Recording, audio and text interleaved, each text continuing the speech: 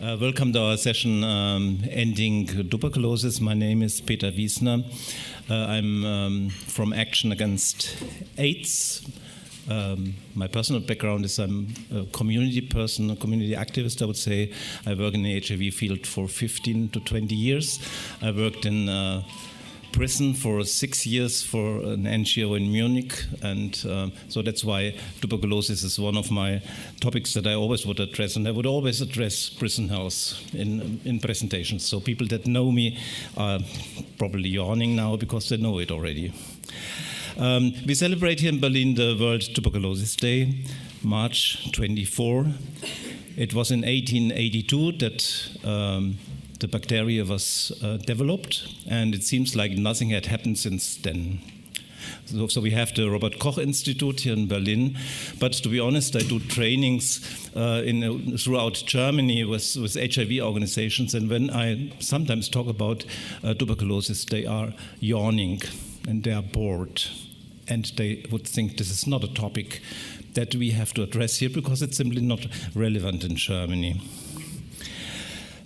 So you could say it's sort of a forgotten disease, and I'm really happy that we have this session here. It was it was sort of a wish to have a session on tuberculosis in particular because we never had this before, and as well a session on malaria that we had never before. 3-4 years ago, tuberculosis was used by right-wing parties, you could as well say by fascist parties in Germany, in order to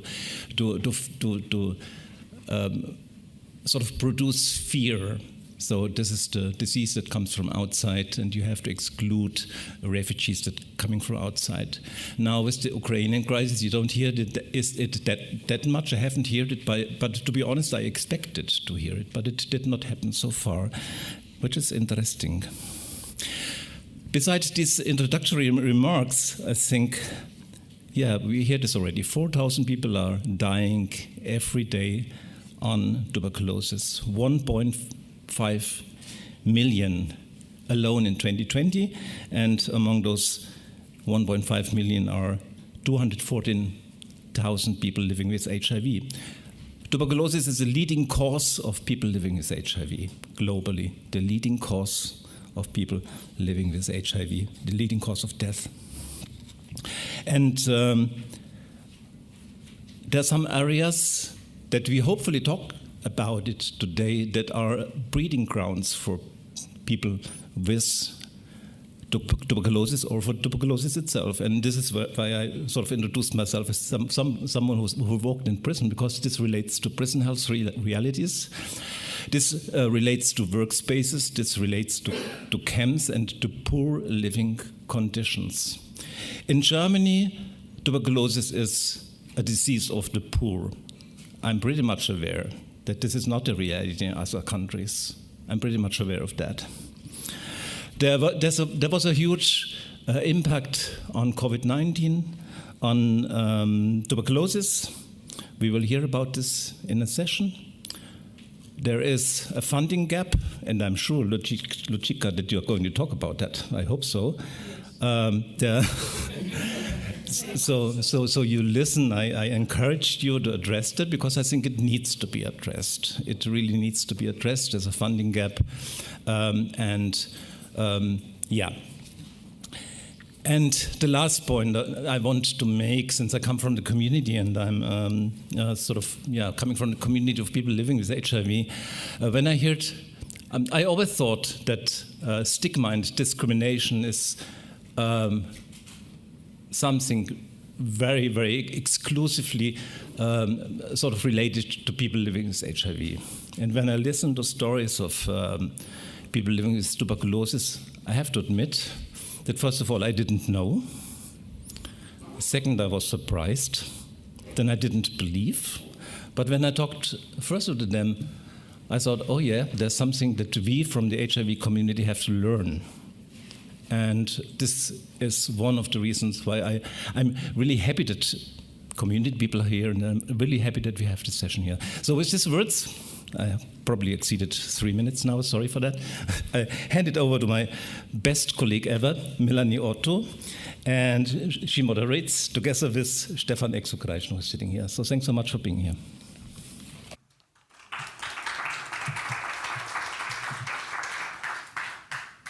Hello, yeah, thank you, Peter. That's yeah, really, really kind of you. It's the best colleague ever as well. So I'm really happy to be with you here and to have you here with us. We wanted to have also like parliamentarians here, but they have namentliche Abstimmung. I don't know, in English it's like a personal, they have like a personal decision and have to be there, but I'm really happy to have these three women, and I think we will have just a few moments, but perhaps we can share a few important ideas.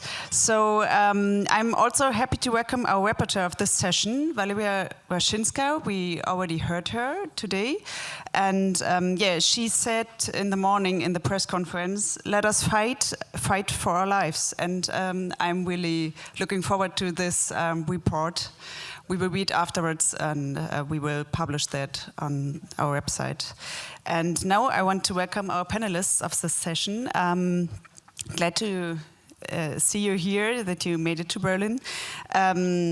The first is Dr. Lucica Diciu. She was also here in the morning on the press conference. And she is the executive director of the Stop TB Partnership. And yeah, I think we all heard also in your intervention that you are a leader in the global fight against tuberculosis and other communicable diseases. So happy to have you here. Welcome.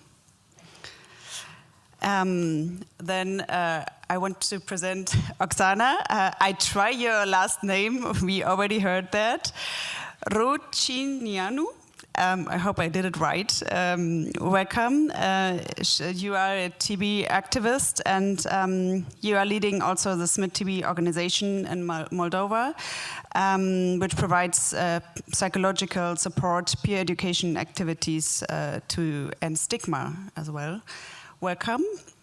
And yeah, we also have here Christine Stigling. We had you also last year in the other conference. We are really happy to have you here again. Yeah, you are the executive director of Frontline AIDS an alliance. I think everybody here in this room knows this alliance of 33 NGOs across like 28 countries, to see it like really in a short way.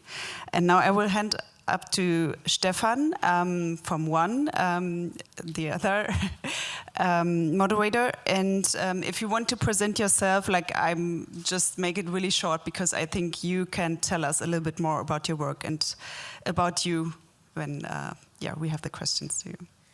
Thank you, Melanie, and also welcome to all of you from my side, and of course to you in the audience.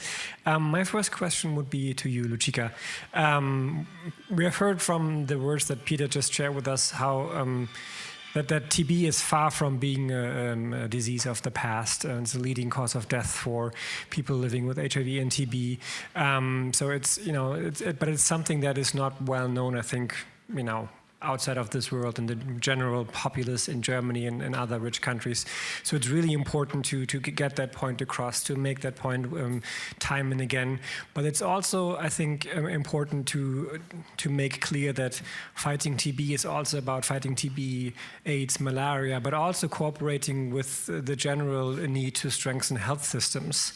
So I would like to know a little bit from you how the cooperation between HIV and TB communities and the general health systems is working at the country level, and how, from your perspective, this cooperation would need to be intensified, and what resources would need to be necessary in order to do so.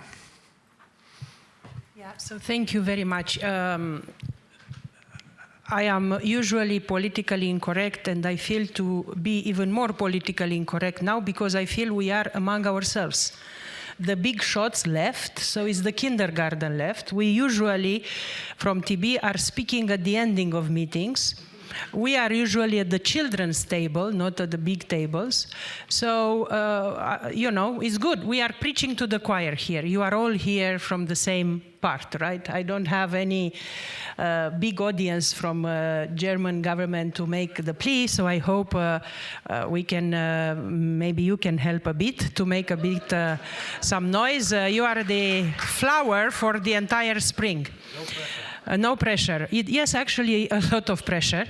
And, but I want to thank Peter, who I always call Otto in my head, sorry about that, for actually bringing us here, because you see, a lot of the movement of the Global Fund, or the movement of the Global Fund, was created on HIV/AIDS structures, okay?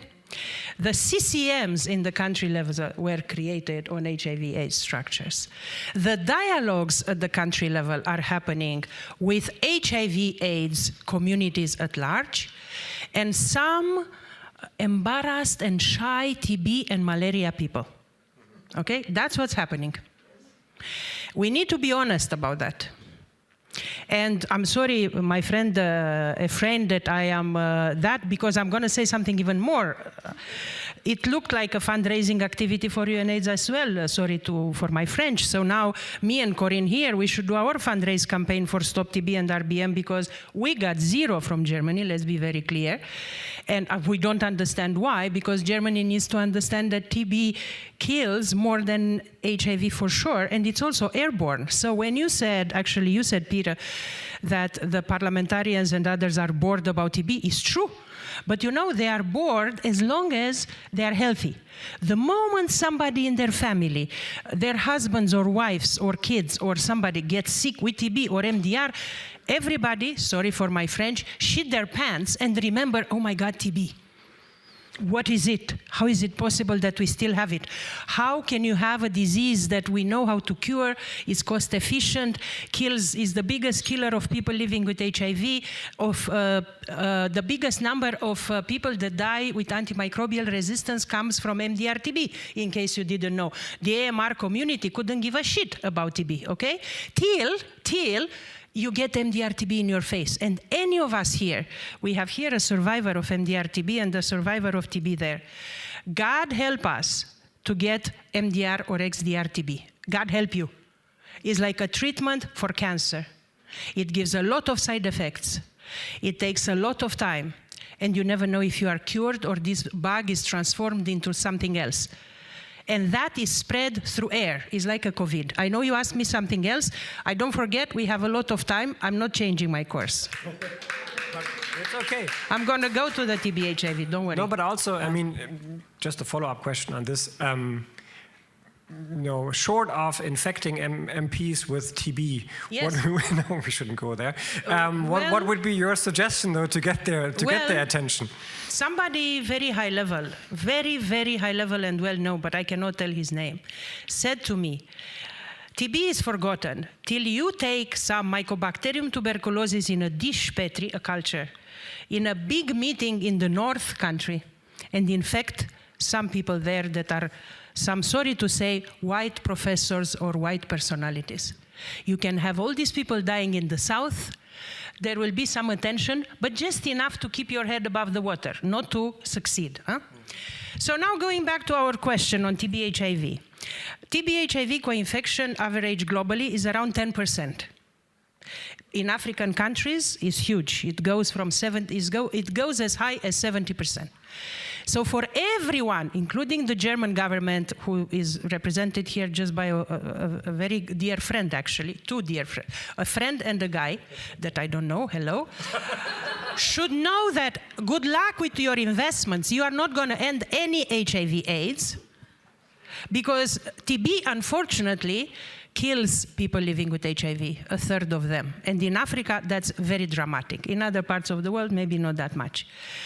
There is another co-infection that is very high, on TB and malnutrition, because somebody before our friend was mentioning about malnutrition, 20% is the TB malnutrition co-infection, to say. So it's not a co-infection, it's the number of TB cases that are due to malnutrition. It's 20%. So if we need to engage, we should engage obviously with the HIV/AIDS community, but also with the nutrition community and provide that, because you all know how is TB? Huh?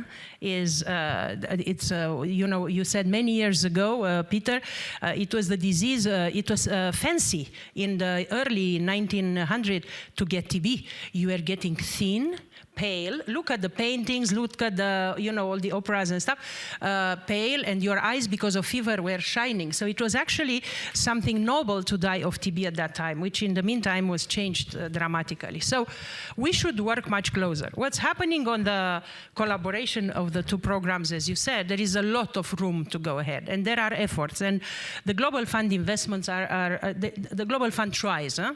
And I think we all try to do this TB/HIV collaboration, to say so. There is even a request that if you apply from a country in which the TB/HIV co-infection is high, you have to do the proposals together and you have to apply together. Sounds great, isn't it? We should all go home happy. Reality in the country is completely disaster. And the disaster is this: the TB and HIV communities are hiring their own people to write their proposals and provide assistance. I still don't know why in the year 2022 we need so much technical assistance in the South coming from the North, because people should already know how to write a Global Fund proposal 22 years into Global Fund. That's a different discussion, but we can have it. The HIV community is connected to the National AIDS Commission that is linked usually to the president or the prime minister. The TB, and Corinne will tell you, malaria, are somewhere in the Department of Ministry of Health, reporting to the deputy of the Minister of Health. The HIV/AIDS program, I'm sorry, I've seen it with my own eyes. Nice, fancy building, stuff like that. The TB has a room, and malaria the room nearby, sometimes with a common window or no window. I'm not joking, huh? Because of Global Fund, there are some investments in that, but these are the Global Fund. Global Fund goes, they will go back to the same room, okay? And then you put these three diseases, okay, in a CCM in which, sorry to say again, 28 members of the CCM, 2 TB, 1 malaria. 29 members of CCM, 3 TB, 2 malaria. There is a place in which there are 4 malaria and 2 TB. The rest are amazing people. Nobody is guilty, all with good heart and desire, but their background is HIV/AIDS. They couldn't care less of the butterflies that TB and malaria are saying, because they know HIV. It's like you tell me to discuss weather. I will say, rains, that's it, but let's speak TB, because my background is TB, so it's nobody's fault, but the fault is that we are perpetuating some lies, I'm sorry, and that's why we are not going to end anything with all the money in the world. Don't quote me on that, because we celebrate the 1.3 billion donation. But what I'm trying to say is this, is not only the development of the proposals. They come to the Global Fund together, and they are approved, and it says TB/HIV application of country X, and we are all very happy about that. When the money go back to the country, the implementation is again separated. So TB takes their money and HIV takes their money. Different channels, different work, different worlds. So if we want, I'm closing. I know you are not giving me the floor again, so that's fine. I can check my WhatsApp and I can be on Facebook. But while the others speak, sorry, no, I'm not going to do that, obviously. But what I wanted to say is that, yes, so there is a lot of room for improvement. It starts with an honesty from the capitals and from us here, and it goes down with an honesty at the country level. If we are serious about ending these diseases, the Global Fund with these big investments is there, and indeed they are the right tools to push for that. We have, all of us, UNA, Stop TB, RBM, WHO, all the right tools. We have the guidelines. We know how to treat. We know how to prevent. We know how to diagnose. It's just put the money in the right place and think in a collective way that they come together. Thank you so much, Stefan. Thank you. Thank you. Thank you. Yeah, I think we are here just to talk about TB, so it's like we care. And I would like to ask you, Christine, like we spoke especially about that as well. And Frontline AIDS, their partners work on TB and HIV and AIDS, and also about the COVID-19 responses. So you also care, you are like 20 years like fighting against these diseases. And I would like to know, like, if you think about these 20 years, also like you told us, you are like really familiar in the HIV area.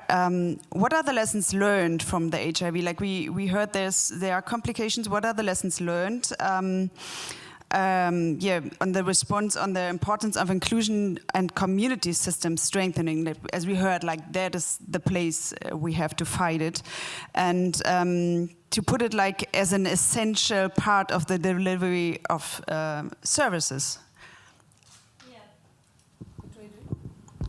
Nothing. Should I, okay, there we go. And I have a very loud voice anyway, even without a microphone. Yeah, thank you. Yes, I am a little bit like a fish out of water on this panel because I don't often speak on TB panels, but that is an indication of how separate we often are. But I wanted to start with a really personal reflection. So I think, like you say, Lucita, all of us who have been in this field for a long time have very personal connections to TB. So my own brother-in-law died with TB, HIV positive. His HIV was managed well, his TB wasn't managed well. And it was a very, very painful experience. This is a while ago, I think it was 2008. And I think it was the time, and at the time I was in Botswana, where for the first time we were really confronted as HIV activists who had done a lot of work to get treatment to people with an increasing number of MDR and XDR patients, and trying to figure out how to do the same things around human rights, around confidentiality, about creating an enabling environment. And it was difficult. It was really, really difficult. And it was partly difficult because of the stigma that Peter spoke about, that was attached to it, but also because it's so heavily managed from ministries, right? Because of the way it sits within ministries. So just to say, I think all of us, no matter how long we have been part of this, have a personal connection to TB if you work in HIV. I think one of the things that, sorry, I'm going a little bit off script here, but reacting to what you said, the days that we have the HIV people connected to the highest office in the land are also starting to fade, right? So many national AIDS coordinating agencies are also integrated into ministries of health now. So we are no longer in the mid-2000s or in the 2010s where, I sat on the National AIDS Council in Botswana for 8 years with the president of the country. Today, there is no National AIDS Council that is headed by a president of a country. So maybe the politics of today will force us to be closer together because none of us has a privileged position, if you want to put it like that. So let me say that. Obviously, for me, I think there is a lot we could do together and a lot that we can carry from the successes in building community health systems into the TB response. And in some countries, that's already happening. I always remember my TB moment, my real TB moment, other than my very personal loss of my brother-in-law, was in Côte d'Ivoire a few years ago, where the person who runs our partner organization, Alliance Côte d'Ivoire, is a TB doctor, but runs the Alliance, which is an HIV organization. And she said to me, for you to fully understand what we need to do to change the situation in Côte d'Ivoire is you need to go to a prison with me. We went to prison, it was awful. And apparently that was the better version of prison. And the most awful part of that prison was the seclusion units for people with MDR TB. It was absolutely atrocious. But since then, with Global Fund money, Alliance Côte d'Ivoire is working in 34 prisons in Côte d'Ivoire, and it's an integrated HIV and TB program. And we see that in a number of countries now. You know, we are the principal recipient in 9 countries, and I think sub-recipient in 22. And a great number of those grants are integrated grants now. So there is something to be said that stronger integration can get us somewhere, and I think it is increasingly happening. What I want to say, and I agree with you, we are speaking probably to the absolutely converted, and we don't have a political moment here where we have to convince anybody. But I think one of the things we heard this morning, and we how often hear in these kind of replenishment conversations, is communities, how important communities are, community health systems. But we are really struggling to really support them meaningfully. And that's where the trick is going to be for any integration, whether it's TB, whether it's SRHR, because we're doing pretty poorly on all sorts of integration, right? And the trick is to really support community actors in those health systems. And TB is a good example of that. A lot of the work that is done by TB activists, by community health workers, is outside the formal system, will not get included in any health program by any government. And I think that's the lessons what we have learned. What we have managed with HIV, we need to carry it into TB, but we also need to continue reminding Peter Sands, UNAIDS, WHO in particular, that community health systems are an integral part of health systems, and they need resources and they need support. And that's where we're going to turn it around, I think, eventually.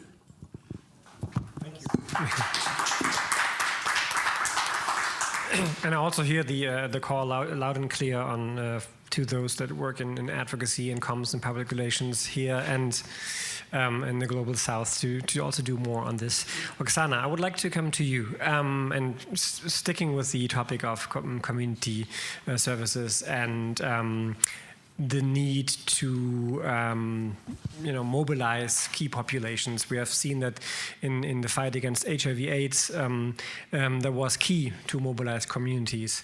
Compared with HIV, I would say that it might be, it could be said that the TB movement is a little behind when it comes to engaging its key population.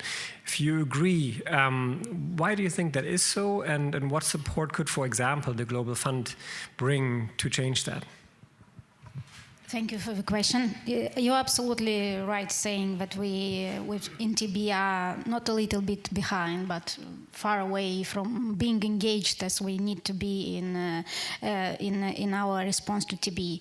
Absolutely. I would just start with saying and mentioning that there is a big difference between HIV community and TB community.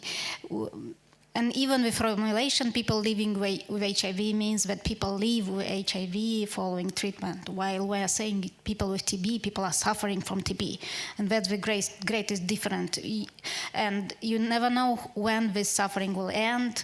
It may end once you are put on a proper treatment, which is again, very challenging in some settings. There are challenges in being diagnosed actually on time, and this means that the periods relating to suffering will not limit only to the period of being on treatment. It may become much more sooner and end far away from the point of being treatment and considered treated, because there are many consequences of a delayed treatment of TB.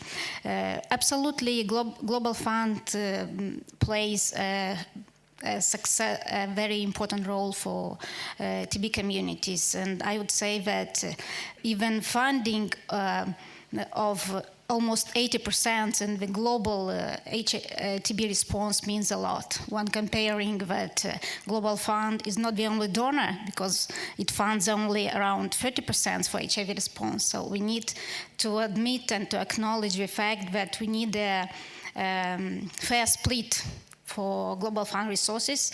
And I'm sorry Peter Sands is not here, because 3 years ago at the last replenishment campaign I mentioned that we need a fair split for TB, because Global Fund is almost the only one and the most important donor for globally in TB response, and that's why we need to be fair about this, and we need to understand that communities in the country at the national levels do not actually play the role they need to play, not because they do not want, but because they are really embarrassed somewhere in the corner of the table, and they need capacities.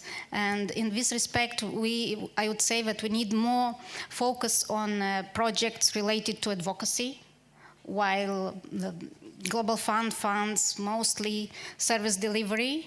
And I would say it should be done proportionally to empower communities to be empowered to say what they think and to reflect about the challenges in the country.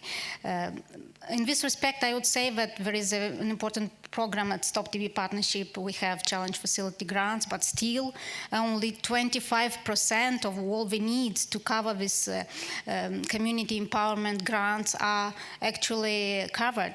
So there are 75% of gaps, and there are countries which are not eligible to participate. Even Moldova cannot access the challenge facility grants because we are not eligible. Even we do need empowerment, and we do want to make changes at country levels. Absolutely, it is important to mention another tool, I would say, which can make the difference, is to assess the situation. We always say that there is a lot of stigma barriers, there are human rights barriers, but we don't have the data. And for this, we developed CRG assessment tool, stigma assessment tool, are very important to be implemented in the country. For us as community to come with data, because this is what our national governments ask. They ask for data, they want to see concrete results, what to be changed, and for this, we need money.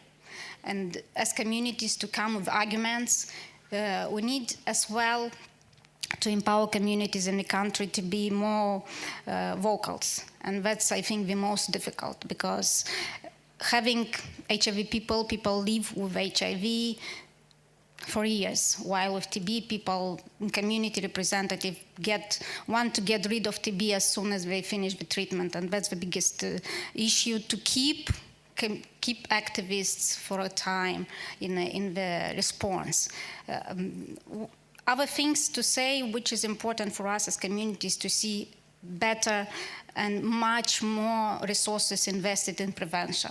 We don't have prevention in TB, and that's a big challenge for us as civil society working, because we do want to make active case finding, which is not actually related only to diagnostic tools. It relates to go from door to door to talk to people, and it needs investments. It needs a serious approach. For example, just a story from Moldova. Due to COVID, we had an absolutely dramatical drop in the incidence, in the rate of detection in TB, about 40% of detection in TB, in case detection of TB. Due to the engagement and to the increased funds from the Global Fund, we managed for last year, for example, out of the total number of TB detected in the country, civil society has detected almost 15% of cases with TB, which shows how important and what a role can play a civil society or a community organization which is funded in a TB response.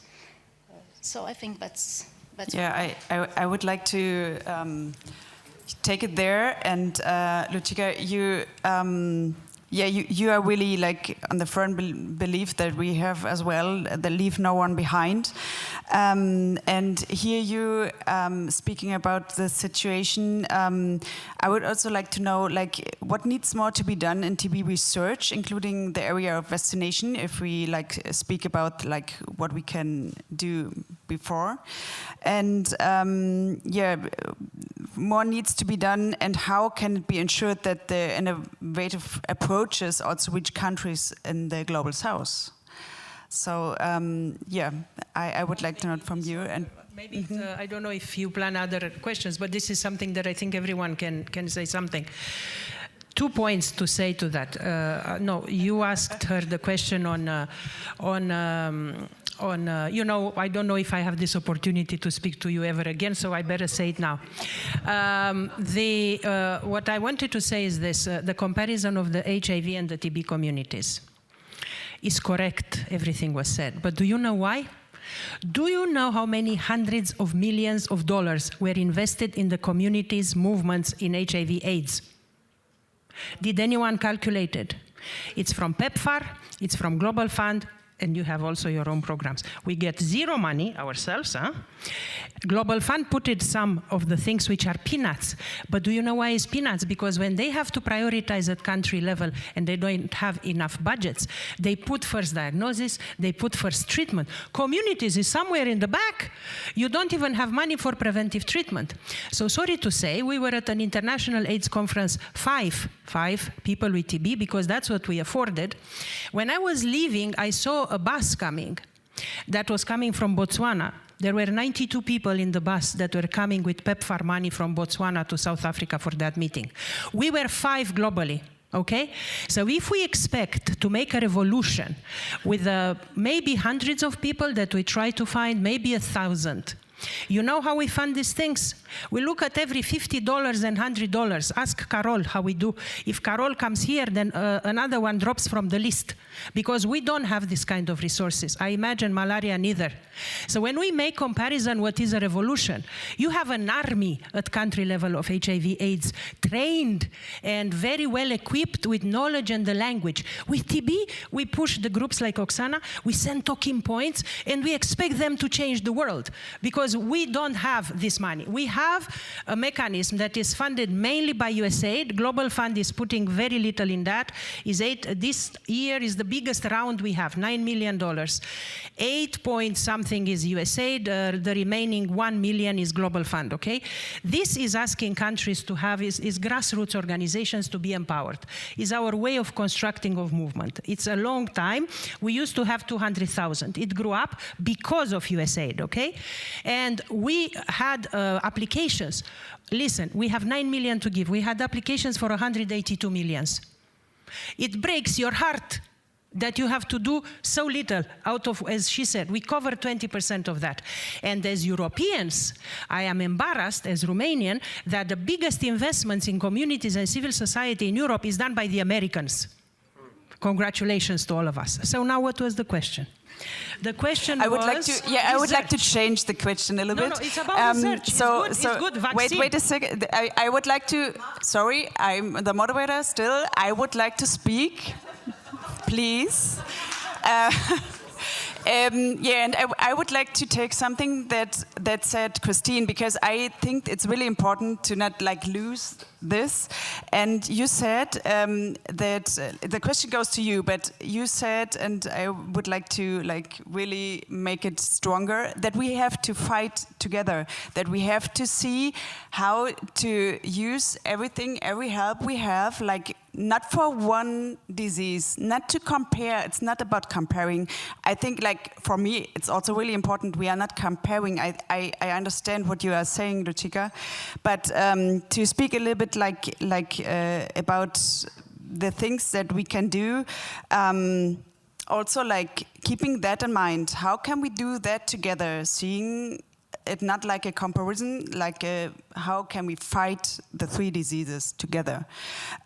What is the status? I will change a little bit the question. What is the status of the recent agreement by Unit 8 to provide preventive drugs for the treatment of latent TB? Perhaps we can be a little bit more concrete in that.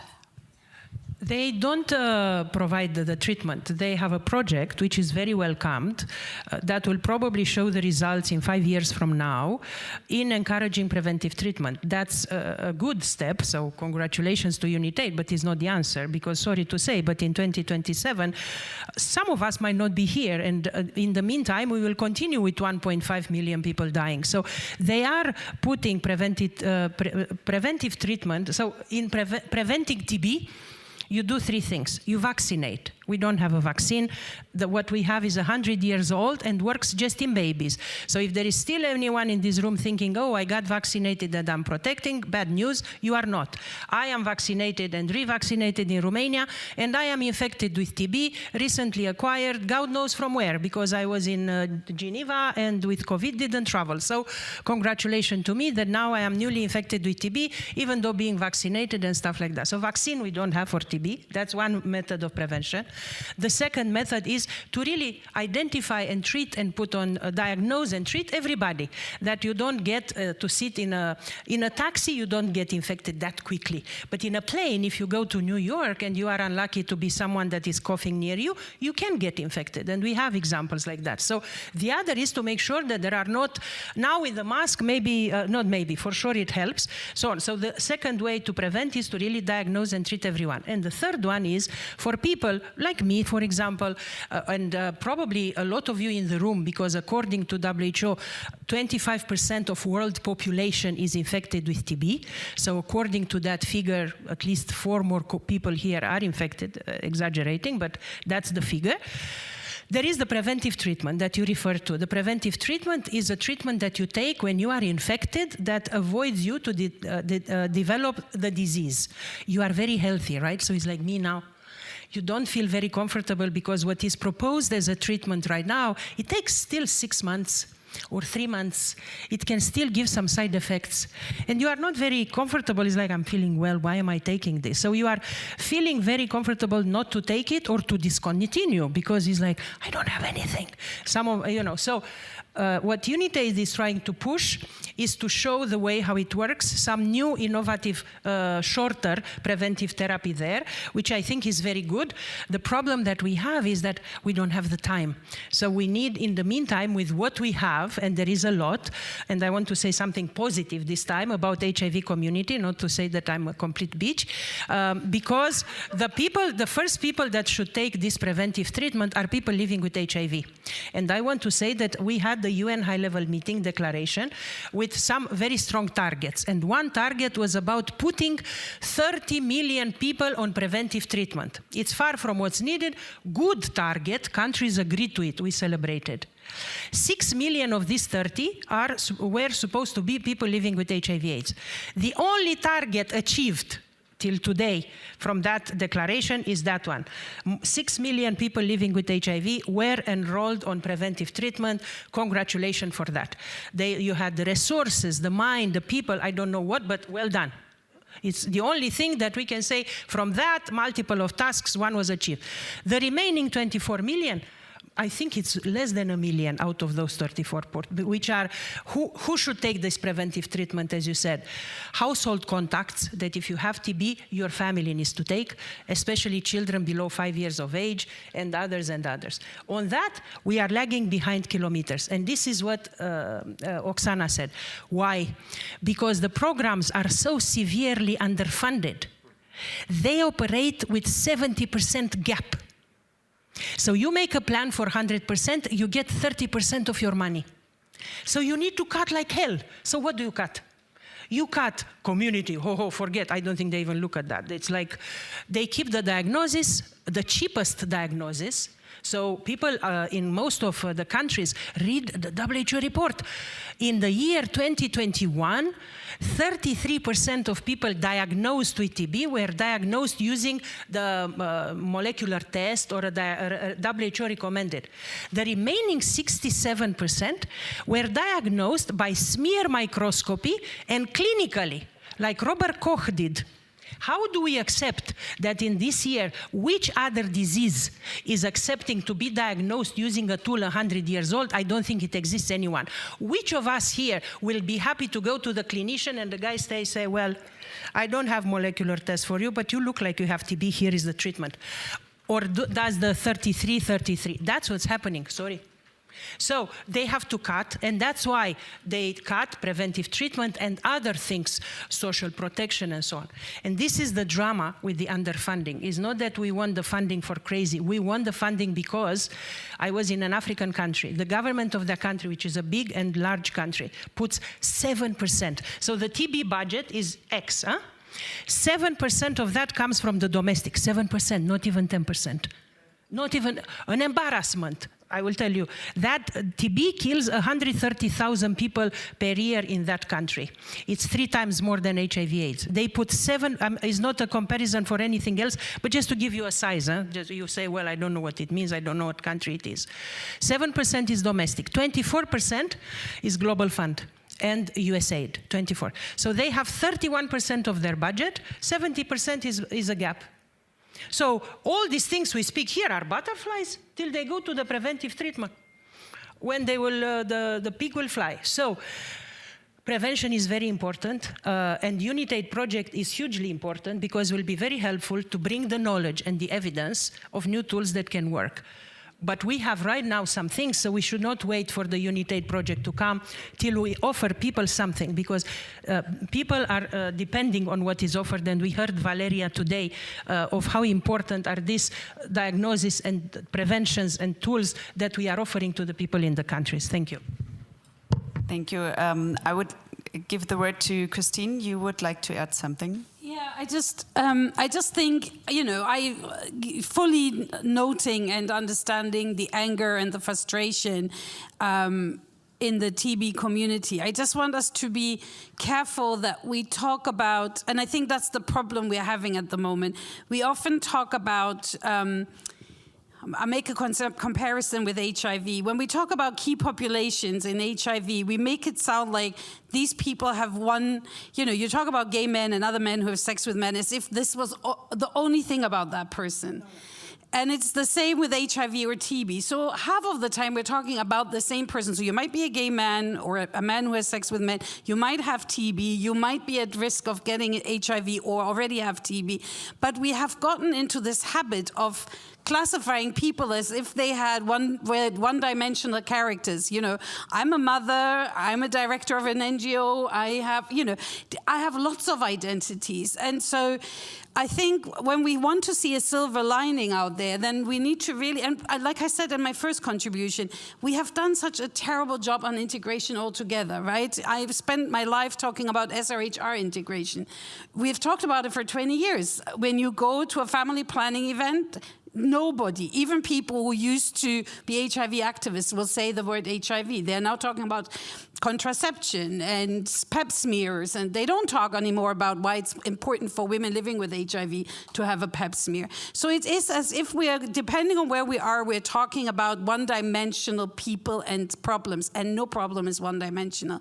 So I'm wondering whether, you know, there's so many good examples of where we have seen that integration of TB and HIV programs works. They're not at scale, they're not the norm, but they are there. But are we doing enough to promote that? And kind of back to you earlier on to say something around our advocacy, right? Are we using those examples from India, from Ukraine, from Cote d'Ivoire, and say, look, this is what it looks like when you have a community health system that deals with people with all sorts of, including HIV and TB, and this is what you can achieve with that. And here is your cost efficiencies for the politicians who need to make the cost efficiency argument, and here is your better health outcomes for Bill Gates and others who need to make those arguments.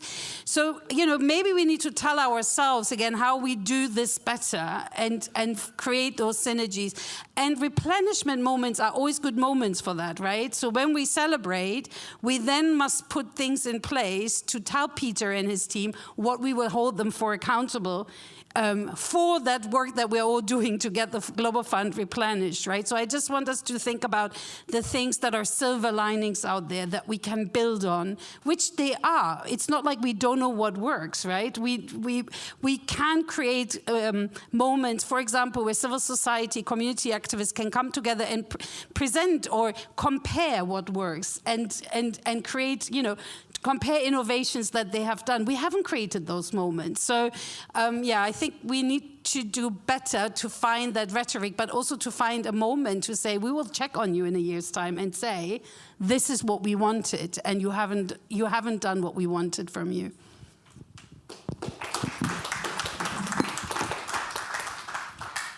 Yeah, thanks a lot. We have a few minutes left, and then we would like to give the word to the audience or the stage for questions, so to say. But Oksana, I would like to ask you something. Like you told us you are from Moldova, and it's a country which currently have like many refugees from Ukraine as well, as you mentioned, and you're very engaged into TB advocacy. So, in the situation now, how easy is it to be engaged to TB advocacy, and how is it possible? And especially regarding the situation now. I suppose you are wondering about how we are dealing with the influx of refugee from Ukraine, or just to be if the priority of TB advocacy has changed. Yeah.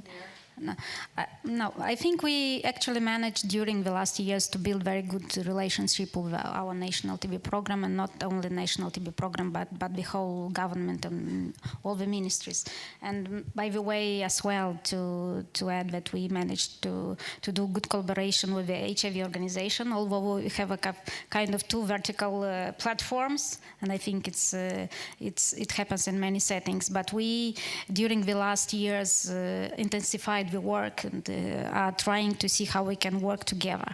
The biggest challenge is actually working in a kind of different key populations, because still we need to follow our national guidelines, and the key populations for HIV and TB are somewhere the same, but still very different, and we are expecting the new WHO recommendation on targeting TB populations to see how we can find this integration. TB advocacy has been challenging not now, and it has been challenging to deal since I work in TB 2011 I started. So it's a fight since then, and it's not going easier, but it's easy in respect that we are building relations, and we are changing the messages to a more positive one, coming beyond just raising the issue to show what might be the solution. And this helps, not every time, but it helps to improve the communication, because mostly all of the challenges are related to the way you are bringing the message in the country. And from the very beginning, when we started, we were very let's say radical and not constructively positive, but that was not a fault, because that's how we wanted to change things, and we wanted to do it quickly, which is absolutely difficult to do when we are speaking about policy changes. It takes years, and half a year to make a policy change in half a year is already a big success for the country. But for this, we need, as community, we need empowerment, and we've said we need knowledge, we need investment, we need literacy, we need research literacy. We know there is a great revolution in TB now, having drugs coming, new treatments coming for people suffering from TB, and we need to ensure that all of them can access these treatments. For this, we need to know what is going on a high level, what is WHO recommending. We need to do trainings for CSO to say that the guidelines are changing. We need to improve our knowledge in TB research, which is another challenge to deal with. Actually never been connected to any TB research, and I would say a great thank you to STREAM project run in our country, to Zenix project, clinical trial run in the country, which gave us the opportunity to engage communities, to increase our knowledge, not only related to TB literacy, but to TB research, to understand how it functions, and what is the role of the communities at the end when the results of a clinical trial are already available. But we need an absolute crucial role to advocate for a policy change in the country, to bring all these treatments accessible to people. But there are other points we need to understand, whether there are enough budget, because we are speaking about changing treatments. That's another drugs, another funding, and it's absolutely a very, very interconnected chain, and we need to know everything piece by piece, and that's not an easy thing to do, because we need to be constantly researching, understanding, learning, and be every time of your years ready to keep all the information necessary, and to bring this information to those who are going to make the decision at country level. And I think that's what is important for the communities. And for this, again, I think Global Fund as the main and the principal funder in our country and in many of the countries in Eastern Europe and Central Asia, the main donor needs to give more attention to community empowerment, how it happens, and even Raminta said that TRP cannot influence, they just make observation. I would say that sometimes it's maybe for Global Fund is a time to make conditions. And when we know that the communities in the country do not actually have the power to influence the policy, they need to step up and support the communities to have dialogues and not just tick the box and during the national country dialogues that the consultation has happened and everything is fair and transparent. It's not always that which happens. We need support, and if the Global Fund can have this decision and to try to step in and speak for communities in those places where there is no enough voices, there are no enough power to influence the final decision, I think it should be done. We cannot just say it's for the country to decide. At the country level, it's not every country has this necessary level of democracy, transparency, and dialogues, and it's not necessary that if somebody said that we will do it, it will end by doing that. That's not that. That's not how it works in some settings, and it needs to be changed. It needs for someone to take this decision and not just say that countries should decide. Not necessary. Thank you. Thank you. We would like to open up the floor to questions. If you have a question, please introduce yourself quickly and also post a question quickly, if possible. Any questions from the floor? We can do some questions from us.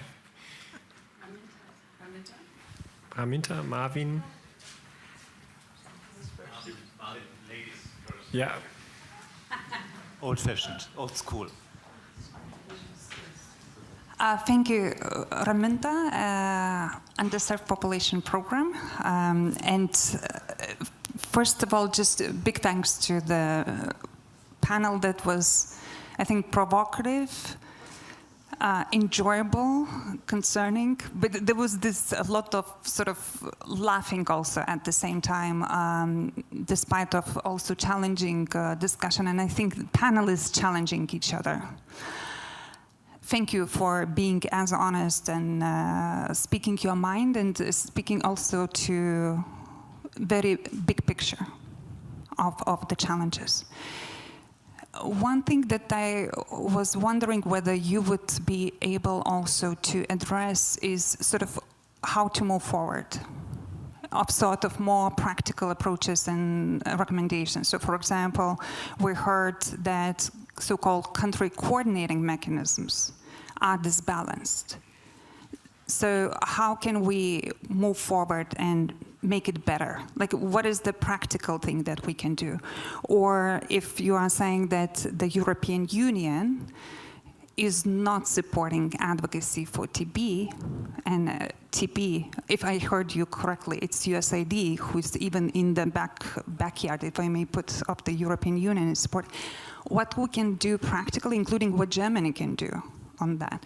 So maybe on those things, and especially I think this joining of forces, I kind of really heard at that, and looking at the realities, at least Eastern Europe, Central Asia, where health financing will be a big question, what will happen to the state budgets for health.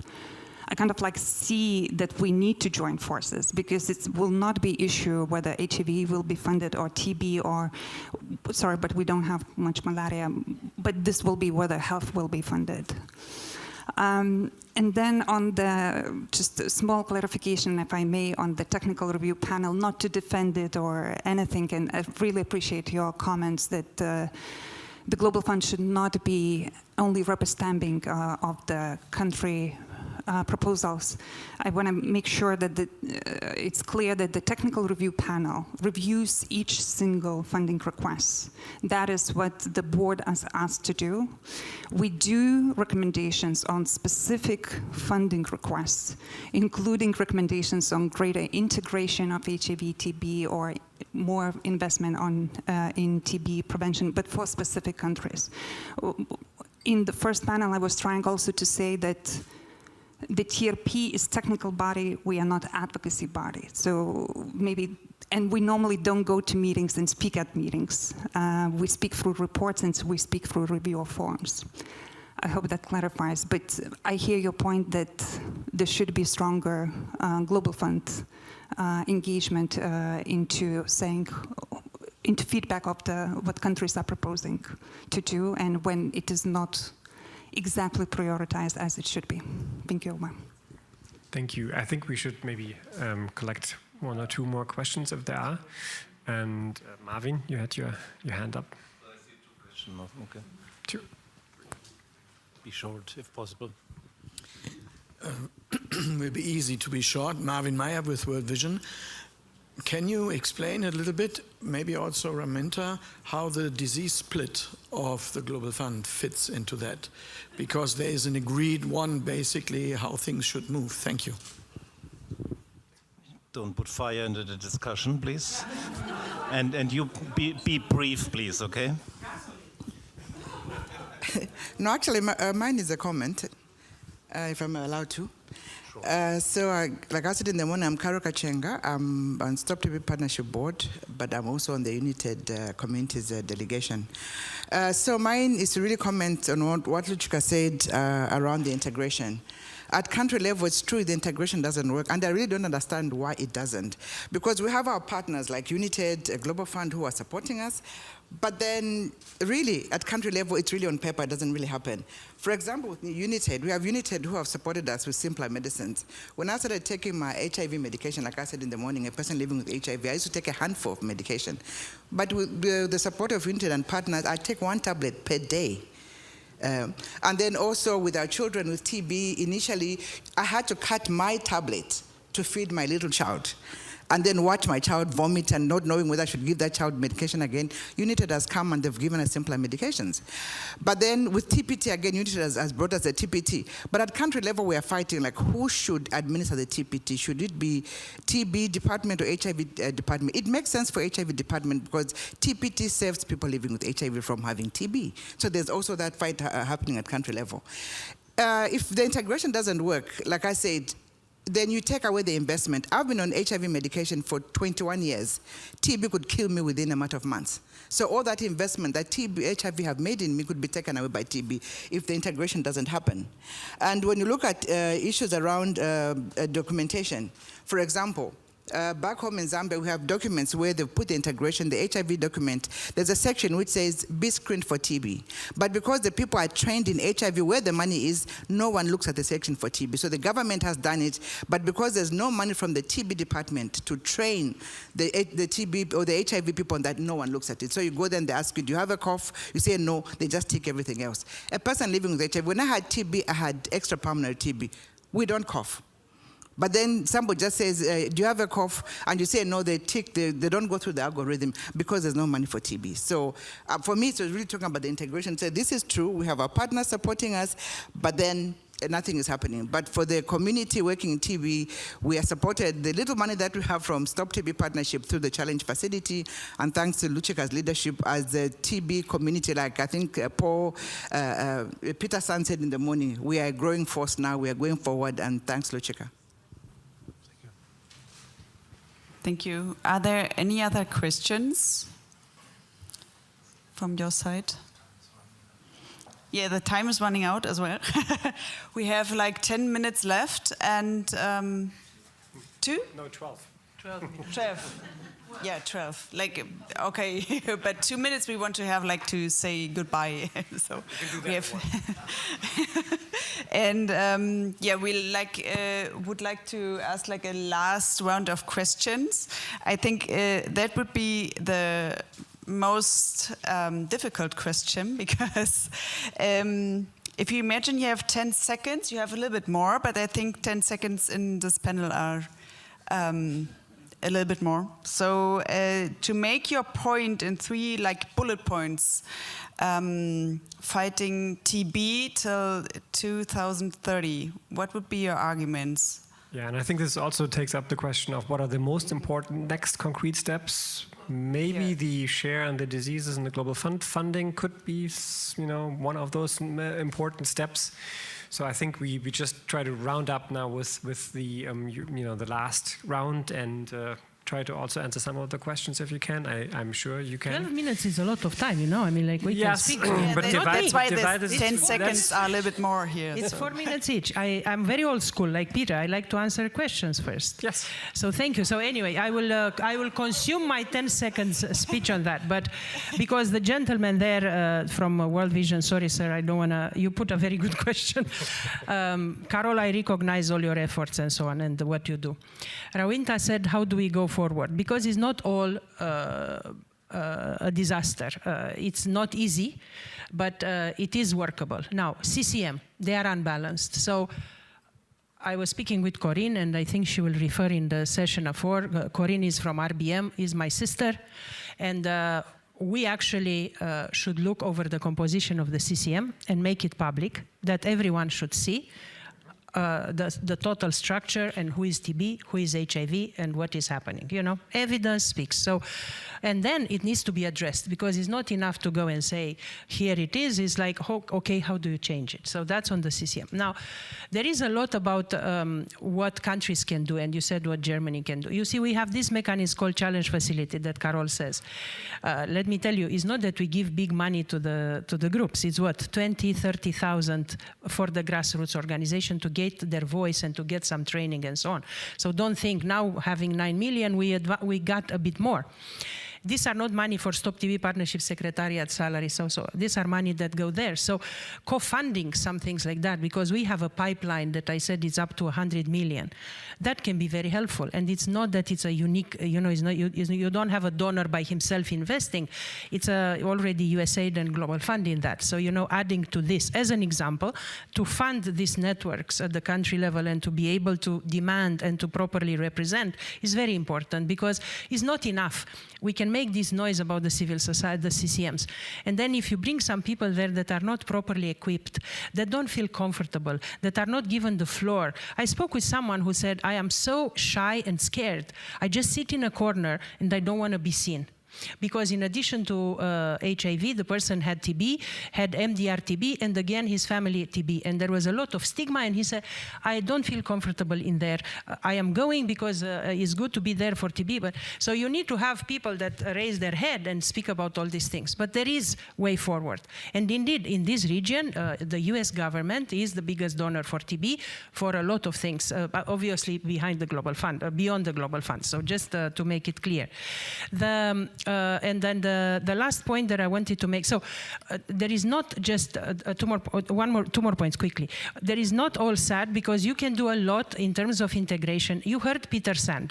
This van that he spoke about in Tanzania can do a lot of diagnosis in the same time, is what I said in the beginning. You put an X-ray machine that is small, you put a molecular diagnosis that can do TB and HIV, I think there is exactly, and so on. You put blood, you put electrocardiogram, you can do eye, you can do diabetes. You go with the van in the community.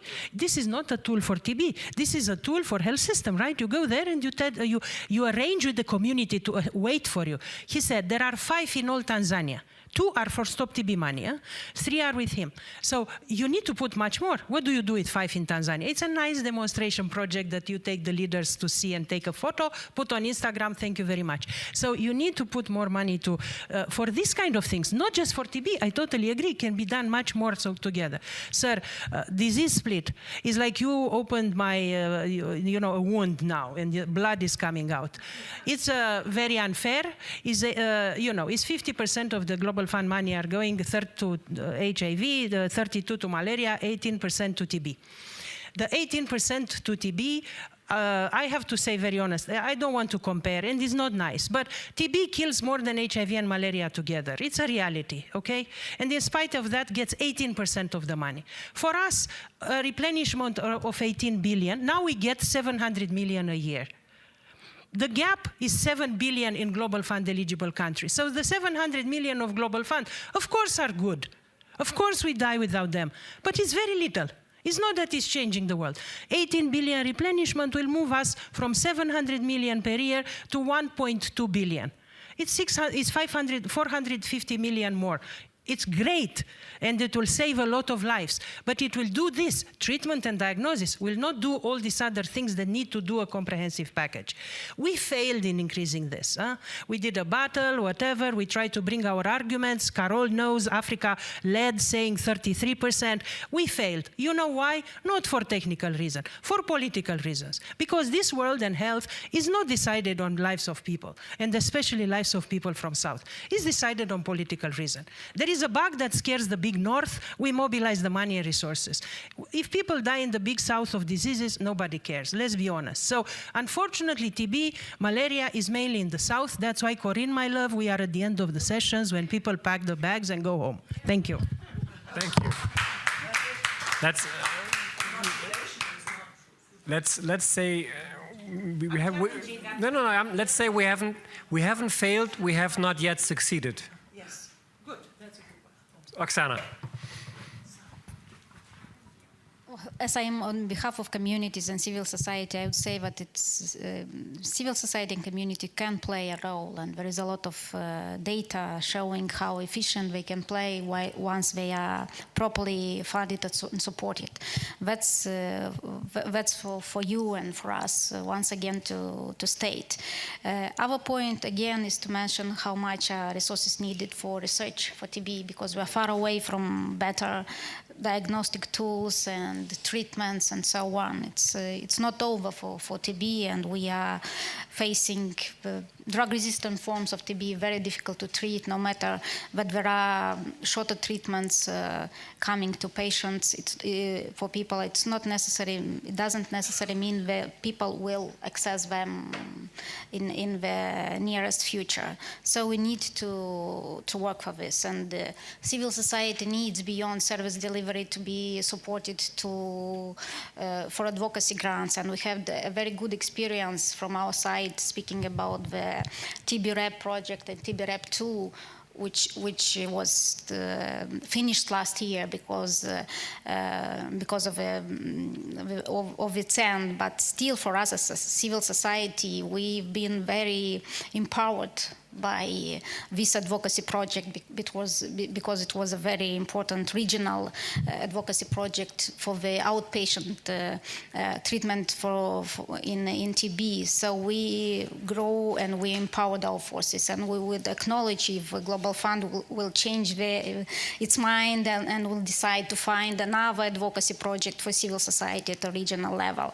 The other point to say is that there is around the corner the United high-level meetings on TB next year, and we would acknowledge again Germany maybe to have this leadership and to stand up and speak about the importance of reaching the targets and revising things in the countries, calling for reforms for health system strengthening, and trying to find a place for communities inside this health, because they do have something separate place to roll there.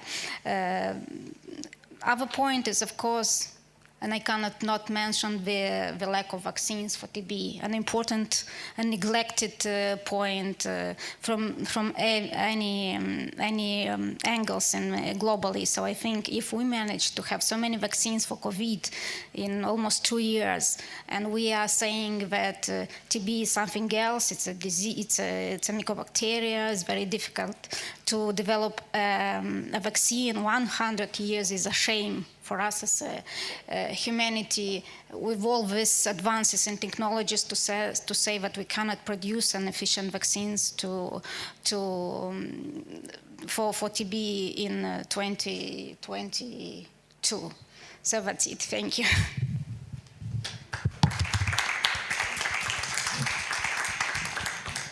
Yeah, I don't know what to add. I think I might say something a bit more higher level, because that's where I usually sit, not necessarily within TB. My sense is, I remember having a conversation with Peter Sands, I think at the end of last year, maybe mid last year, where he said to me, you know, when we were talking about the replenishment, and he was saying, you know, if we're not careful, we're just going to have, and this was about HIV, HIV is just going to be a neglected disease. And we must have any of those conversations in that context, right? I think it's not going to help us to compare one disease with another, one allocation with another. The point is, like you have rightly pointed out, when COVID came and it affected white people in the global north, a lot of money and a lot of resources were mobilized, right? And so we know what the truth is. There are structural injustices and structural barriers to any of these things. So the best we can do on the way forward is to get ourselves together and create a narrative that ensures that none of these diseases becomes a neglected tropical disease, right?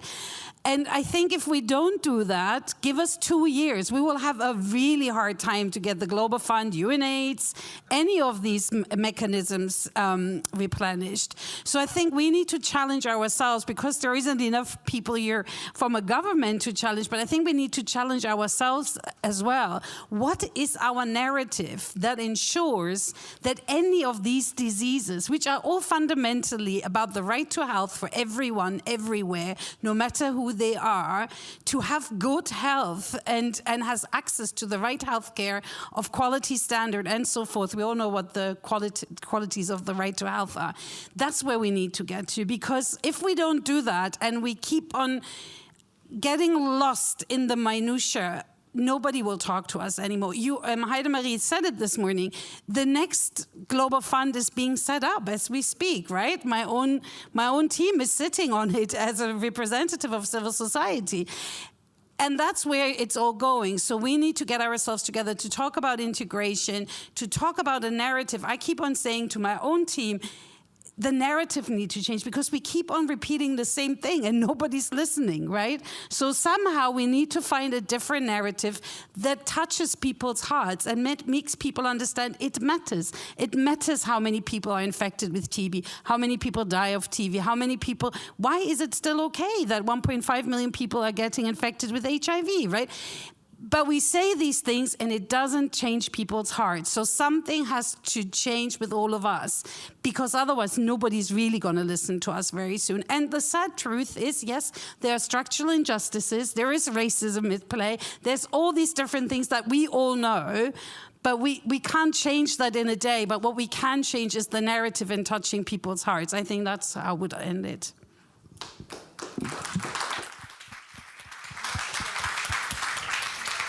Yeah, thanks a lot. Thank you three for this really interesting panel and for this discussions. I'm really looking forward also to read your report, Valeria, and with your words, with your words in the morning, let us fight. So yeah, thanks a lot. Thank you.